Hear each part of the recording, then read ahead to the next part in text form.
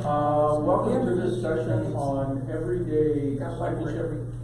And this came out of when we were thinking about what kinds of classes to offer this winter term. One of the things that one of the things that we thought about was ways that we could get people involved in the class, people in congregation involved in the classes, not just teaching but participating more. And we also wanted to make some attempt to offer classes that were just going to be practical, everyday sort of, just what does it mean to be a Christian in the 21st century? And so this is one of the classes that we decided to offer.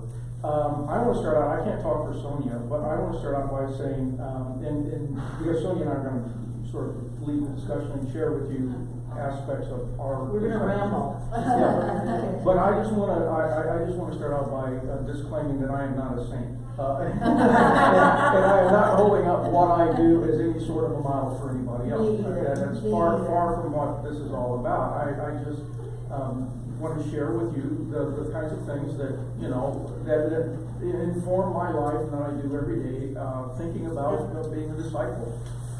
So did you want to go first? Or do you want me to go first? I don't care. I don't care. You go first. I go first. Yeah, okay. What I really want to do is walk around. but I can't walk in a circle. Sure. Yeah.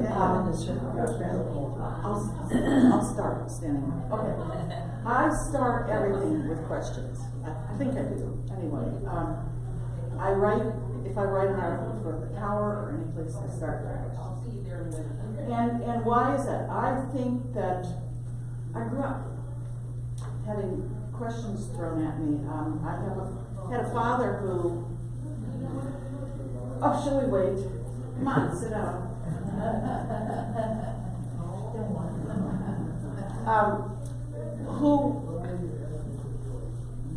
He was a skeptic. He had all kinds of doubts. And he would throw them at us. And you're a kid. You take those. He'd say, why does the Lutheran Church think it's the perfect church? Well, Dad, I don't know that it does.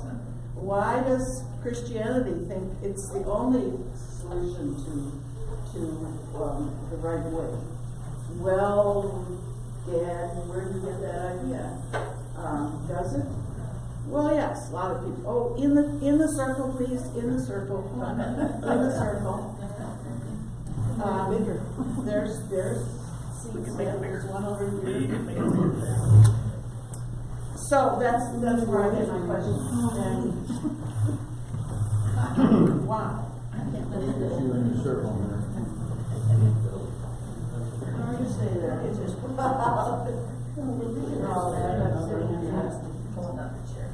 and there's space there. We can make space there.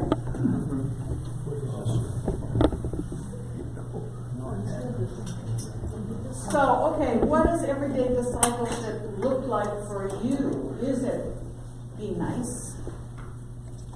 I had somebody here at Zion tell me, oh, she's so nice.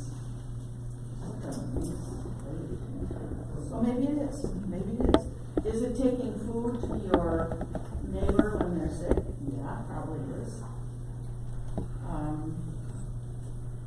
Is it yelling at somebody? Is it questioning somebody's what they're saying, whatever? Could be any of those things. Not violence. I wouldn't call that in any way, shape, or form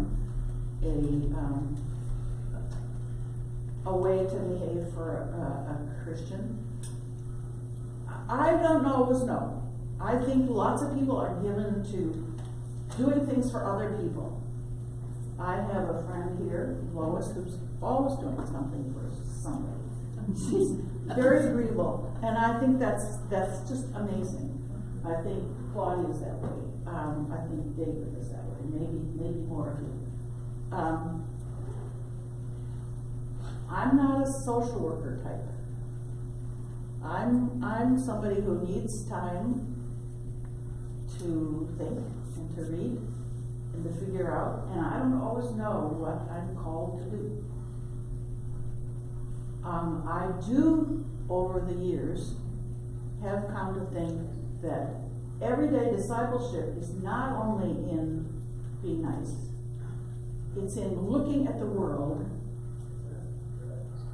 through everything I've read in the Bible, everything I understand about Jesus, and interpreting everything I hear, and that includes politics. And we avoid politics in church, but I think politics all the time. I think about Palestine and the Israelis, and what does that mean? How do I think about it? I think about immigration, and how do I understand it?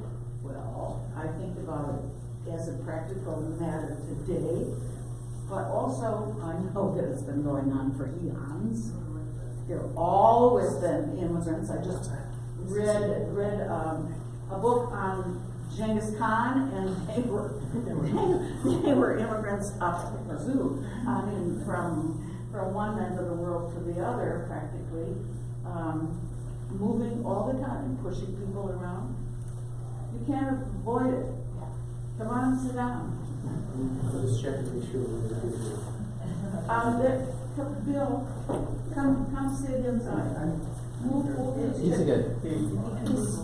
Close enough. So,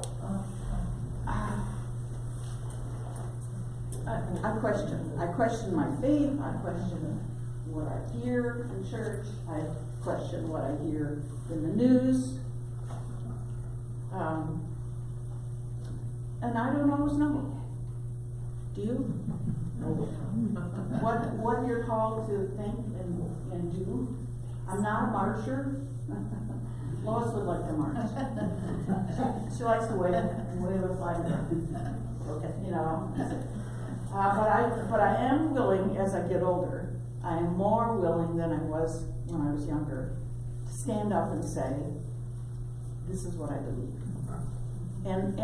And it's not always I believe in Jesus, it's I believe this is right, and this is why I think it's right. Everything I know about Jesus tells me this is more right than that is. Does that make sense? Yep. That's it. Questions? Or should we let him go first? No, ask her questions, please. How do you view your daily life? I think it is kind of what you do every day. You know, I guess that's what I thought of. It's being kind to someone. It is kindness. Just Kindness is important, but it's not the whole thing. Yeah. Justice, Some of it. justice. Totally justice, Justice absolutely. for- We don't talk enough about justice. So for me, the approach that you mentioned of posing questions is a one that I often deploy. But at least my children have accused me of using that as a strategy because I'm hesitant to actually render an opinion. Oh, tell us straight, Dad. This is Well- what do you well, really think? Yeah. Well, maybe it's not so much, and I think as I've tried to explain to them multiple times, you know, I think one of the things I'd like to be known for as I walk through my life is a certain amount of humility. Yeah. And that in fact I don't know everything and I don't have all the answers.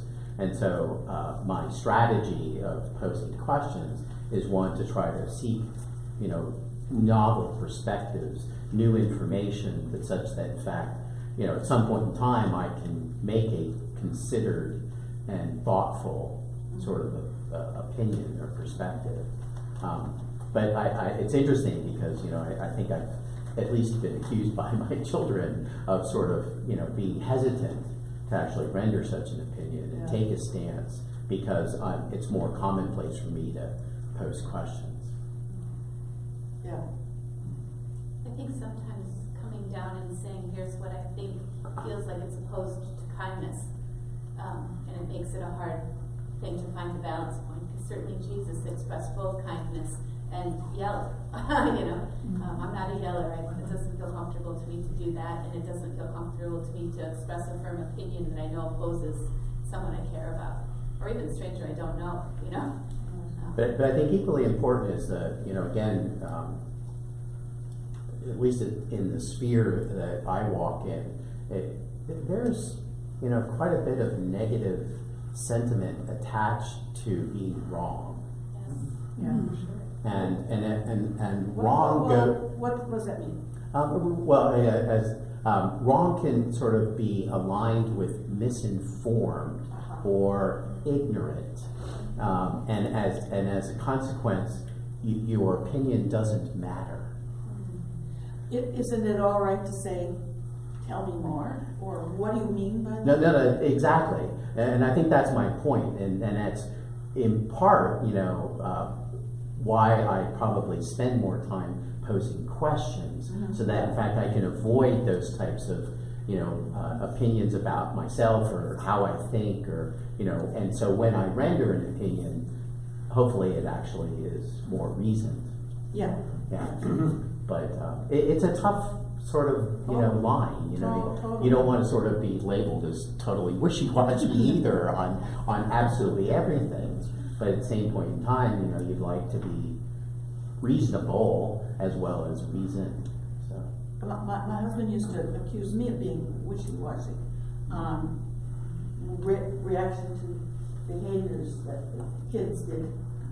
You know, I could never say, no, absolutely no. I would say, well, why do you want to do that?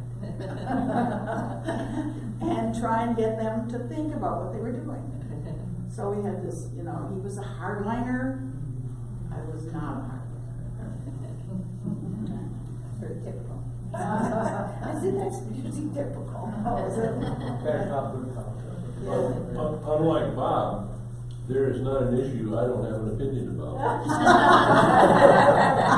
think he's right. And usually if I express my opinion, I think I'm very right. That's what I will tell you.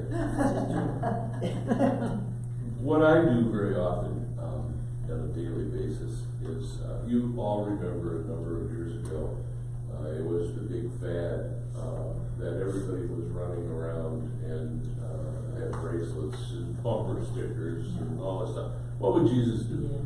And at the time, I was really kind of, in a way, put off by that. It kind of, in my mind, it trivialized the whole concept that might have embraced. But as I've gotten older, I find myself very often reacting to situations where I have to make a choice about how I'm going to behave. By saying to myself, what would Jesus do? And what would Jesus expect me to do in this situation? So when you ask about, you know, helping others and taking food to the neighbors and whatever, you do all of those things. Yeah. And on top of that, I think you constantly question yourself, like you said.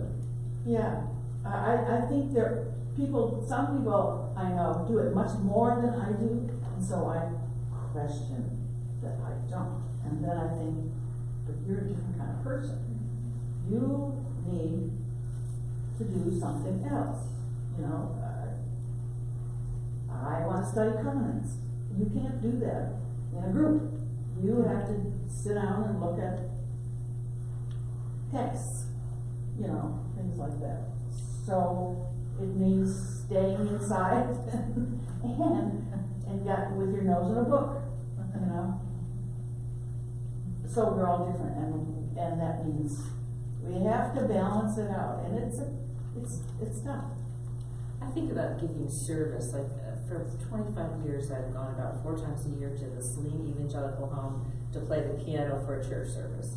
You know, so it's kind of like a service that I give, and I'm always balancing, am I doing enough? Am I not doing enough? You know, just, because you can't, there's a limit to how much any person can do. Absolutely. You know? But that, to me, that's important, you know, to give that service, I guess. You know, I lived in New York City for a while, near Columbia, and I took a class at Union Seminary, and there were people there who went down to Harlem repeatedly to do services there and work with people, and that was all necessary. But some of them got into physical trouble. They were mugged or killed, or, you know, how far do you take your servicing, you know? Seems to me that Jesus invites us not to compare ourselves to one another. In fact, there's a line where he says, you know, what is that to you? You follow me, right? It really ultimately is each of us Yeah, okay. saying to Jesus, you know, what would you have me do in the home? Yeah. I think God's given each of us gifts, and it's just kind of finding those gifts and how we can serve, and everybody's gonna be different, and so we don't have to look at what you're doing, we have to look at, what can I do? What can I do with the gifts God has given me to serve others? And, you know, and that's what I ask God, is just help me know how I can best serve, given the gifts you've given me. Yeah, I have found as I've gotten older that discipleship has changed a lot. This thing has changed a lot. In that we're sometimes limited, and through the years of having worked within the church and been involved in many things, and then in retirement, being involved in regular volunteer stuff, I can't do that physically anymore, but I can be an encourager. And that's kind of what I look as one of the things of discipleship. And a case in point, now, just a month ago, I moved into a retirement community, into Brookhaven Manor.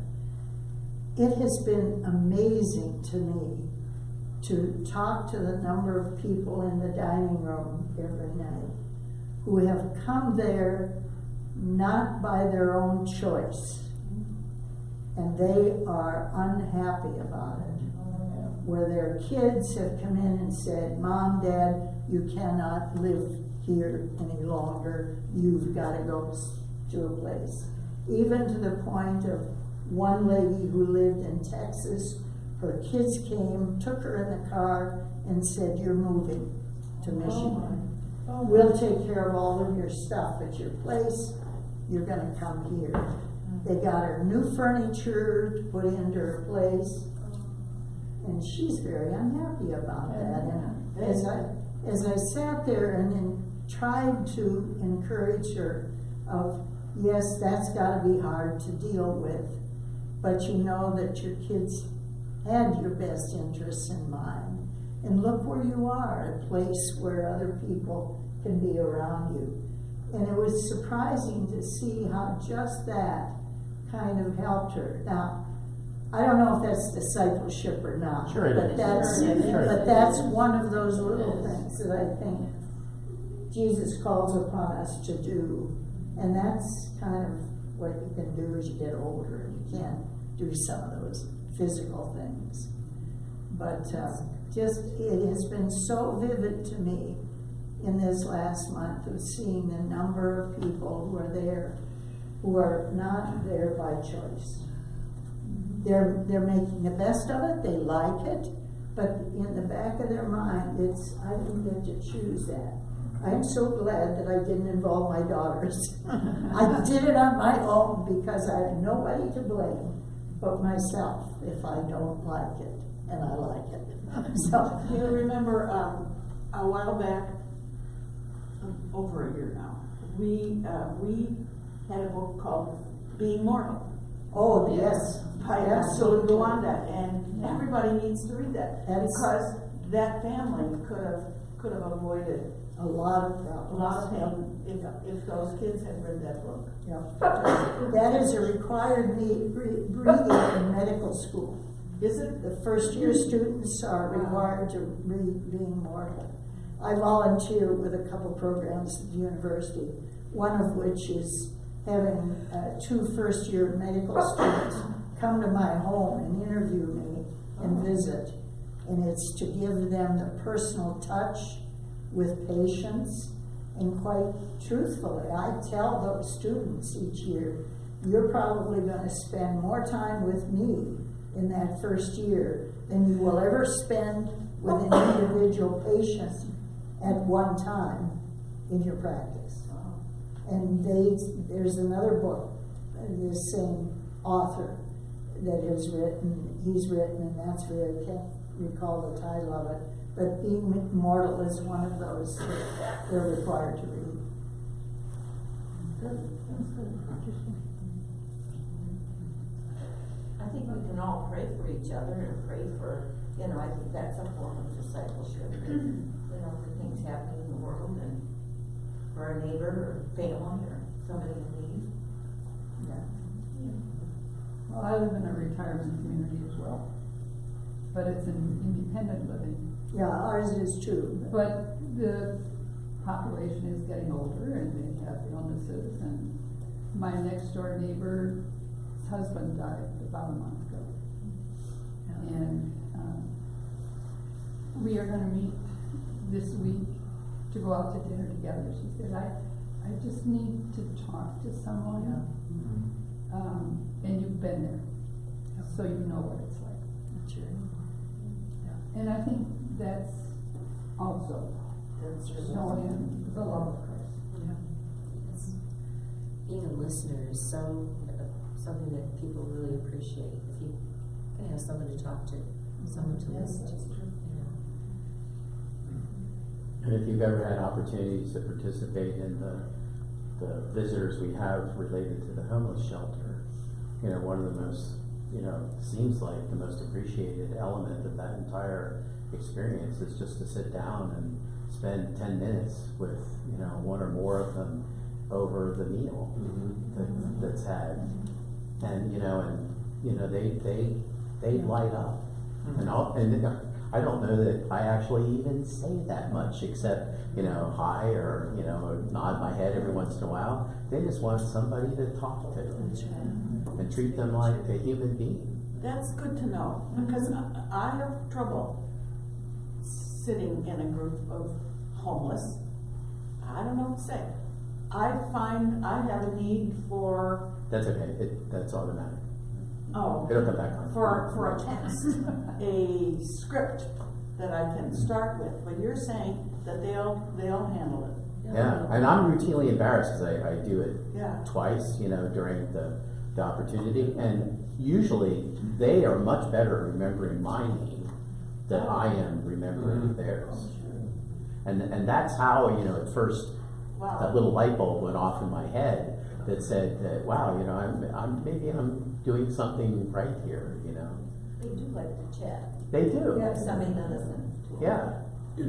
I believe what that signals to people is that you matter. And that is probably the most important thing that we can do as we conduct our daily lives, is as we run into people, I don't care if they're homeless, or somebody in the grocery store, or somebody here at church. It's important that we recognize people, and in recognizing people, what we do is we say, you matter. And I think it's like Sonia, I find it extremely difficult to sit down and converse with the mentally disabled, the homeless,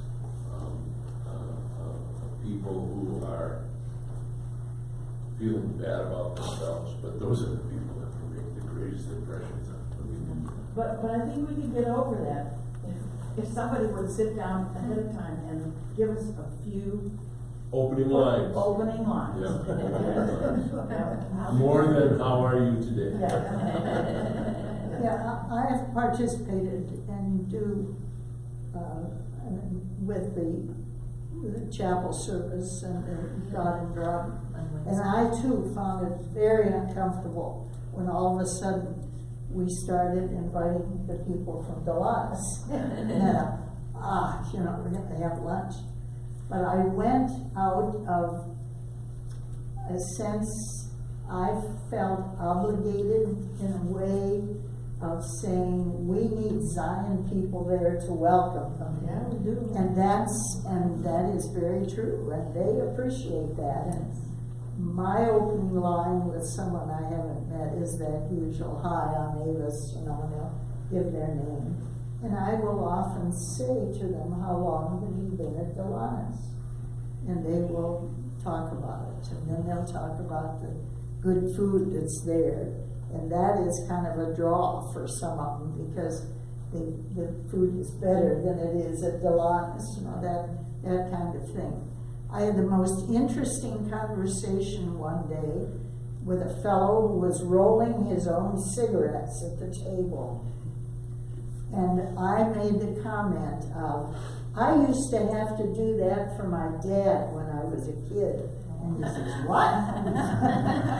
We had a conversation about that, and it went from his now to save money, but he's still smoking, and then he said, well, yeah, that's not doing much good for your lungs. Oh, he said, I know that, but I've outlived that. But that opened up the door, just very mundane kind of things, So I'm no longer that uncomfortable being there for lunch. Not that I'm there for the lunch, I'm there to be a presence of a Zion person, to welcome them, and to be able to visit with them. So I have, go ahead. Yeah, a lot of the lunches too, not all of them, Right. of course, but I just, you realize they're just like me. Yep. I mean, the people that are homeless, something has happened to them. I mean, they had a bad strike of bad luck. I mean, it's not, yeah, really. That's So right. you just have to treat them, they're just like you and me, so just, like you say, just talk to them. So one of the other hats I wear in the community, I'm president of a nonprofit board in Ypsilanti called Friends in Need, and we run a program called Circles. And it basically is an intensive mentorship program for small numbers of families, usually on the order of 12 to 14 people in a cohort. And these are people in poverty, and the goal is to actually meet with them weekly for 18 months. And That's a huge commitment. it is a huge commitment. Yeah, it is. But the motivation for actually engaging in such a huge commitment is that if you look at people that go through that program, 85 to 90% of families who go through that 18-month program, 2 years after completing it, are at 200% above the poverty line. Wow. It's the most effective poverty solution program in the United States. Really? Now, it's very small scale, but every Tuesday we start that event with a meal, because it demonstrates exactly the point that Barb just made. We are all the same. We all need, the Lord's sustenance, and we sit around a meal, we chit-chat, and it creates this immediate bond, that actually allows us to actually engage in these more complicated, life issues. Jesus went out to what you might call the homeless to invite them in. Yeah. And I think about our new members joining Zion. We have a lot of people that are in the homeless community. I've seen one guy, Wilson, remember who he is, he's just made great progress. He's now in an apartment in Ypsilanti, and He's working. I see him He's working. out here. Yeah, I mean, he's just gonna be fine, I think, and other people too. but And it's- Wilson volunteers at the Circles events.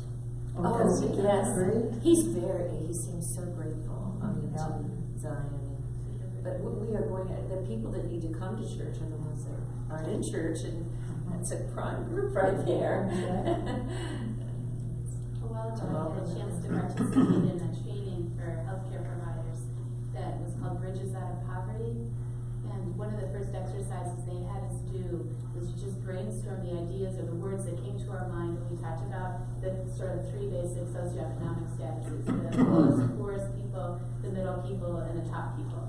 And the obvious outcome was that most of us must have been middle, because that was where all the positive terms were, and all the negative terms were at the top and the bottom in a lot of people's minds and their first thoughts. And one of the things that they taught us was that there's sort of a common sort of theme of strength for each of those groups. And the theme word for the bottom, most poor people, was community. And I thought that was fascinating because that was not the theme word for either of the other two. And I think when I am with those people in my work, I see that even in the people most struggling, in my opinion, that is their focus and what's most important. And they maybe could teach us a bit about that. You know, that the middle tends to be focused on achievement and the top on connections, were the other words. And I thought it interesting that it's these that we tend to sort of think we need to help and do, but that they had something also to offer back to us in teaching that side. You know, how do you make those strong bonds and What is your job? I'm a nurse case manager at University of Michigan. Oh, okay. And I was in Syracuse at the time I did this program. So lots of poverty facilities.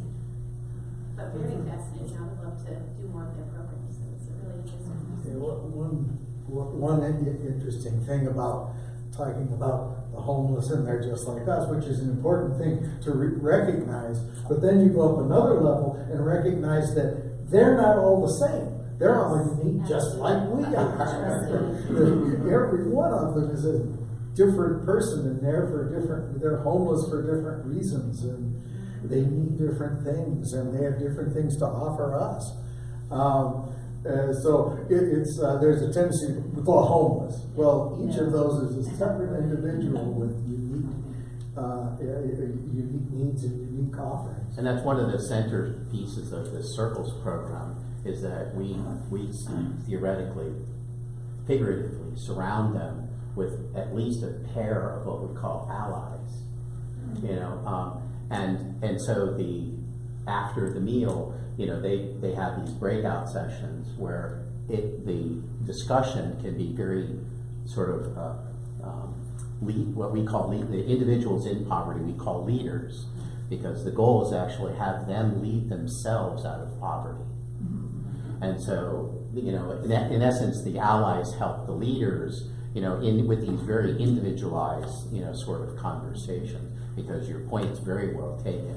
If I've learned nothing, you know, in the 2 years we've had that program going, is that it is almost unimaginable, you know, all the sort of the diversity of reasons that people find themselves in poverty. It's just, again, it's remarkable. I think we need to hear from Ron. Yes. Oh, you guys are doing a great job. The only thing, I mean, you know, I can certainly talk about my discipleship, but I'm interested in listening to all of you talk. What do you get out of discipleship? Because so far it's always about reaching out to others, and I'd really be interested to hear about what you get out of what you do. I mean, is it even right to talk about that? Is that too selfish, or is it an integral part of being a disciple, and that is that you are actually getting something out of it? I think joy. Yeah. I think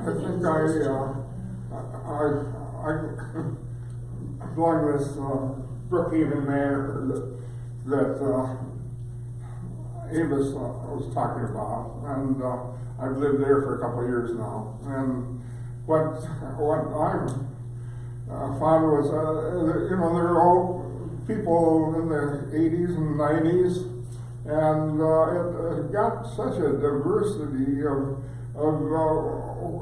summary of their life experiences, and it's just great to be able to share all these stories from people that and really, from what I see, it has nothing to do with religion. There's so many good people that are with every imaginable attitude toward religion that you can imagine. And the common thing is that they enjoy talking and communicating, and you realize that I'm very humble in trying to say that my way of looking at things is any better than anybody else's.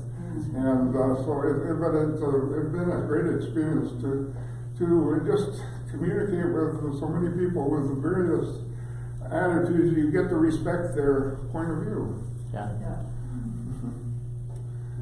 I don't know about others, but you know, again, I'm not sure the joy would have been the first word that would have popped out of my head. And as an academic research scientist, the thing that popped into my head was, well, that's my cocaine.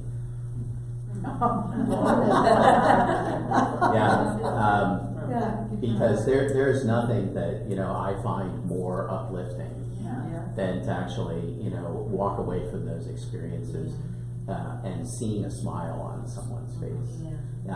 I remember when Mike, you know, first invited me to help deliver furniture for Friends in Need, and you know, I remember one particular experience that, you know, we dropped off, you know, a whole gaggle of furniture to this young woman who I think had, you know, 2 boys or something like that, and they were sleeping on these pool inflatable, you know, things, and we gave them beds, and we gave them a sofa, and they had a cardboard box in their dining room apartment, you know, that they were eating off of, and the boys, you know, came out, you know, out of their bedroom going, "Mom, you know, we have a bed," you know, kind of thing. That's amazing. You know, who couldn't be, you know, anything but like uplifted by that kind of experience? It's just amazing. Okay, I have a question. Do you need to talk about Jesus in this process? No, you just be an Not example. necessary. You just do what Jesus would do. Sometimes it seems like that's what Pastor Jim wants us to do. Tell talk the world about Jesus. But can you do that without doing it? Oh, Yes. But somebody who's not Christian can do that same kind of behavior and not say, I do it because. But the other person may come to you and say, well, where do you get this attitude that you have, or something, you know? That's when you can bring it up, but. Yes, well, I buy that. Christians don't have a monopoly on good ethics and morality. Thank goodness. Yeah. No, I think we have to wait for an opportunity that might present itself. I'm not one who will force that on anyone, but oftentimes in the past when I've done volunteer work, people will say, "Why do you do this?" Yeah. It's perfect opening. Yeah. And then I can respond, Yeah. and I can say it's because Jesus loves me and loves you, I think we can all you know. fit that. And those opportunities will come. I remember long ago hearing a preacher talk about the most effective first witness that a person can do in their home is for our neighbors to see us back our car out of the garage on Sunday morning and go to church. And then he went on, that's not enough, but it's a first step. Interesting about what you get out of it. It occurs to me that if we're doing what we were talking about, of sort of listening for what would God have me do in this moment, we're also drawing close in our relationship with God because we're listening, we're experiencing the Holy Spirit perhaps give us a word to say to that person or whatever strength we need at that moment. So in the long haul, it is shaping us and changing us and forming us more like Jesus in those moments. I find, okay, so I will tell you, for years and years and years, I have and I continue to start out every morning reading the Bible. I get up early in the morning, so I have quiet time. I read the Bible and then I pray. And the whole thing together probably takes me 20 minutes or something like this. And it's the best thing I do. It's absolutely the best thing I do. Because it grounds me for the day. It gives me time to meditate. It gives me time to think. And it gives me a strength. It just absolutely gives me a deep strength. It restores your soul. Yeah, it does. It absolutely does. And I build my day, I mean, that's how I start my day, I really do. And I will tell you this, that it gives me tremendous peace.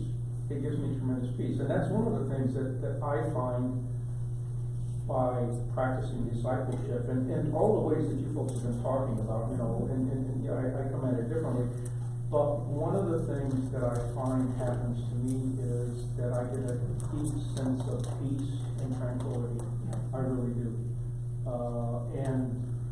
I like that. I appreciate that an awful lot. That by giving, that I find fulfillment. I find fulfillment in my own life by giving, by reaching out and reading the Bible and praying and thinking about, you know, how should a classic example of this, you know, on media, social media and things like this, I stay away from ugly things. I just do. I just don't want to be exposed to that kind of stuff, you know. And I don't care if it's ugly politics, I don't care if it's an ugly comment or something like that. I just don't want to do that. When I long ago I learned, if somebody sends you a really biting email, you can write something up, but don't send it till the next day. Really, don't do that. And I think about those sorts of things because I think about what it means to be a Christian, and you know, do you really want to click on that and read that ugly stuff, or do you really want to send that email and make somebody madder than they already are, you know? And being reflective about that sort of stuff, I think, you know, at the end of the day, I'm a much happier person than I would be otherwise. And again, and this is just me, and I you know, I'm not a Christian because I want to have this quietness and stillness about me, but I find by being a Christian, by practicing discipleship, that it comes. It just comes to me. And I'm very grateful for that sort of stuff. Giving gratitude, giving thanks. I always do my prayers is what am I thankful for the day. Yeah. And I think that's brought me a lot of happiness because I'm noticing what makes me happy. I think a lot of people don't pay attention to the good things that happen, you know, in their daily life. But if you kind of are really noticing those things, it brings a great deal of happiness. Yeah. Because you're seeing it. Yeah. I end the day every night asking myself, what are the 3 good things that have happened to me today? You know? You know, So there's you end the science. day on a positive note. There's science behind that, and I don't know how good the science is, but there is some science that giving gratitude is really beneficial. I heard that this morning. There's the Sunday morning visit. Krista Tippett has a program about spirituality, and they were talking about the science behind gratitude. Ron, I walked in, I'm sorry, I had to go do something else, but I walked in and you were saying, that's what helps me start my day. But you talked, were you thinking, what was that? Is it devotions? Yeah, absolutely. I every morning I get up and I read the Bible, you know, a selection from the Bible, and then, not randomly, I tend to pick a book and work my way through a book, you know, depending on my mood and what time of the year it is and things like that. And then I pray, and I just pray. And it really does, it grounds me and it calms me enormously. And as I said, I just sort of build my whole day with stuff. I know something Chris Carlson Jones said last week, to say your gratitude as opposed to you're blessed. If you say, I really feel blessed, everyone's blessed. Yeah. But to be grateful, you know, that's what we really have to be lucky about. Yeah. Is that we can be grateful for things. Yeah. Grateful for what happens. I'm a firm believer in prayer. I really am, and it's on a couple different accounts. Number one, well, I think it's all the same thing. I try really hard to believe that God answers prayer. I try really hard to believe that. And it's hard. It's hard because it's not that, you know, I pray and step back and let God do everything, but the idea that pray for strength and God will help. You know, pray for understanding, pray for courage, pray that things will work out right. But you know, here's the difference between trusting God and not trusting God. If you trust God, you're not gonna worry. You know, if you don't really trust God, you're gonna say that prayer and you're still gonna worry. And I caught myself doing that the other day. I was praying, you know, and I was still worried. I said, now wait a minute, if you really trust God, you shouldn't be worried about this. And it kind of hit me like a thunderclap. And I said, you know, yeah. And I tried.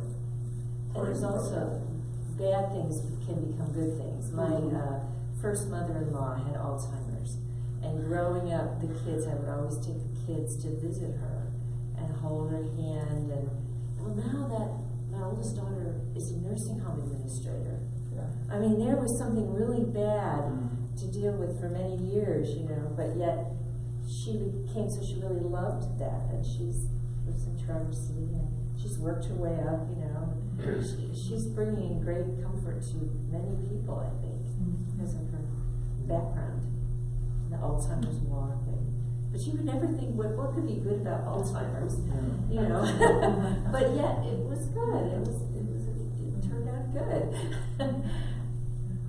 You ever reach a point where your own words in prayer are, I can't stand my own words anymore.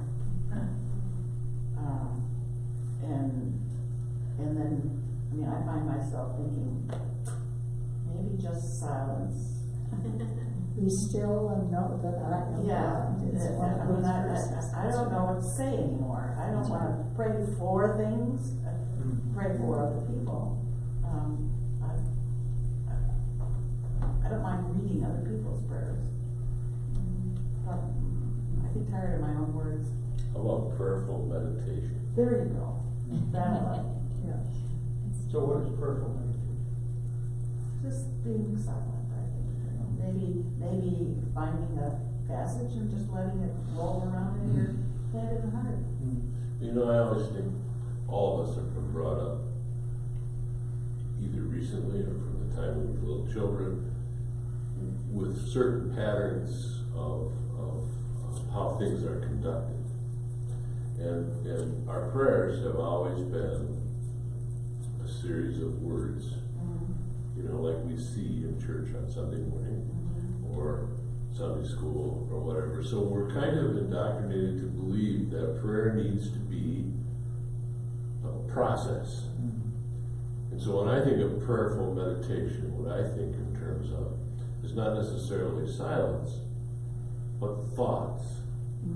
Not framed by a paragraph or a sentence, but and for most of us, it probably would be pretty disorganized because we're so used to going from point A to point B to point C, and so that's how I think of prayerful meditation.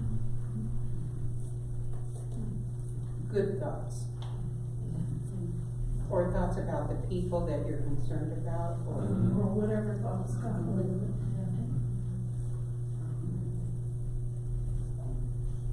And if you have to do a standard prayer, after you've reflected on this meditation, you can say at the end, God, give me the strength to put these thoughts into action. Yeah. Amen. About 20 years ago, getting old.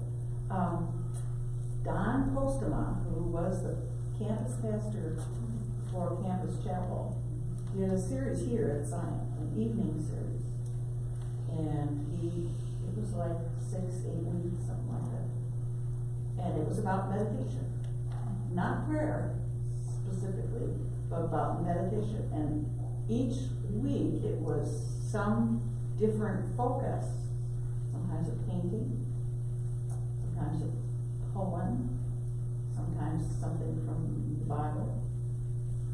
I don't remember now. I mean, it's been so long. I have the book at home that he put together.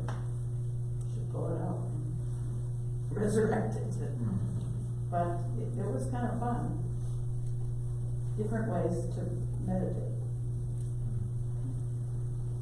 We were at the Episcopal Church where we went when we were in New York. They had a meditation, it's an occasion in Collectio Divina. I think it's been some things here where we've done that, when we just have a passage of scripture Yeah. and quiet and think about what word jumps out to you. I find also doing that just with the Lord's Prayer, which I can do sort of automatically in a way that my brain's not attached, but sort of stopping after each phrase and giving it time and weight. Sometimes if my brain and the thoughts are too all over the place and don't feel at all like prayer to me, then that is enough structure to help focus. I don't know whether council still does it, but council went through a period of time where it would do that at the beginning of this Found that meeting. very helpful. Yeah. It gets past the intellectual exercise a little bit to just let Yeah. it quiet. Dan would often read Yes. a short piece of scripture and then Yeah. take a pause, and then he'd read it again, Yep. and then another pause, and then finally read it again. And it's interesting how you pick out different components of it with each reading. Yes. Yeah. One thing I tend to think about when a couple of things really, but when I pray is that I try not to pray for specific outcomes, because not so much because God can't do that, but because if it doesn't happen, you're opening yourself to disappointment and distrust in God, and it's much more be here with us, be with this person, be with this situation, give your guidance. We don't know, because it's partly this sense of, I don't know what God is, I don't know what, why am I praying at all sometimes? But it's because it's been indicated to us that that's a good thing for us to do, and it tends to be with the meditative or with laying our concerns before God. There's something about that connects us with God. How that works, I don't know, but it seems to work. But I do try to remember, don't pray for outcomes, pray for connection. Right, yeah.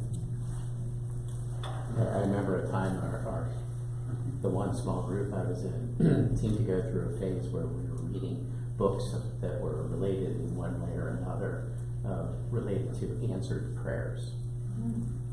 And this was concurrent with the time when my daughter's husband was suffering from cancer. And it was a horribly difficult time. And yet, I think in my prayers, I tried to reconcile, how individuals in our Bible study took strength from those stories, and respect that and appreciate that without attacking it. Because at least in the moment, my prayers weren't being answered, and I wasn't getting, those miracles. And I think that was hard. And I still have problems with those stories. So. Okay, we're out of money, and we're out of time. So I would just say this, it sounds, from listening to everyone, it sounds like discipleship comes in a lot of different forms. It's highly personalized. It seems that in part discipleship embraces love your neighbor. It also seems discipleship embraces love God as well. And this is what we tend to strive for in our lives. So that's wonderful to hear. And I want to say thank you for all of you participating. I think it's fun to have a circle like this. And I'm grateful that you all came. Thank you for What is next week? Is there another one next? Ask me, I don't know. Mike, grab that yellow folder over there and tell us what's next week. Yellow folder? Isn't there There's one on the wall right there, Mike. On the wall. On the wall right there. Oh, yeah. Yeah. Look under.